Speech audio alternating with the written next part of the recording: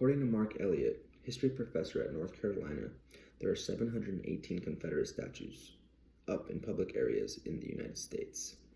And of those, 300 are in Georgia, Virginia, and North Carolina. And did you know 59% of those were created during the Jim Crow segregation era and the Civil Rights Movement? As a promoter of equality, and after doing extensive research in this topic, I will begin by discussing why Confederate statues should be removed from the public. Then I will discuss the steps in order to achieve this goal. Confederate statues have been in public spaces for decades in our country, but as of recent, these statues have been creating a great deal of controversy surrounding racism, morals, and even causing harm to innocent people. According to New Orleans Mayor Leandrew, who recently succeeded in removing 3 Confederate statues, stated, "These statues represent terrorism. They were erected purposely to send a strong message of racism to those who walked in their shadows about who is still in charge in this city." While some disagree through protests, many of these statues are of soldiers and leaders who fought to preserve slavery, something we view today as immoral and should not be praised. Not only are they symbolic to slavery, but these statues have led protests in recent cases, injury, and even death, putting innocent lives in danger as a result of a statue that symbolizes hate and white supremacy. It first came to be an issue in 2015 after a deadly shooting left 9 African Americans dead.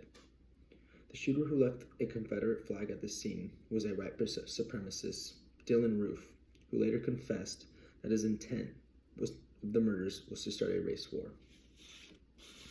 Then, on August 12, 2017, a speedy car killed a woman and injured dozens in Charlottesville. The vehicle plowed into a crowd peacefully protesting a gathering of white supremacists, whose goal stated was to protect the Confederate statue of General Robert Lee. It is time we stood up and spoke out about taking down these statues that represent Confederacy, which fought to maintain slavery and promote white supremacy. The first step for us to take matters to the city and to legislative levels, since individual states have recently had preservation laws in place to protect these statues. According to William Cook, Associate General Counsel at the National Trust for Historic Preservation, these preservation laws could ultimately be reversed through legislative action, or if a community successfully challenges them in a court as a violation of the First Amendment. There have been some high-profile rulings related to Confederate monuments on public land.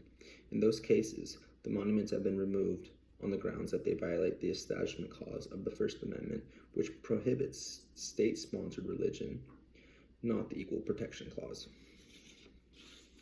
And lastly, and what has seemed to work over the past few years, is letting our voices be heard through protests and even taking matters into our own hands.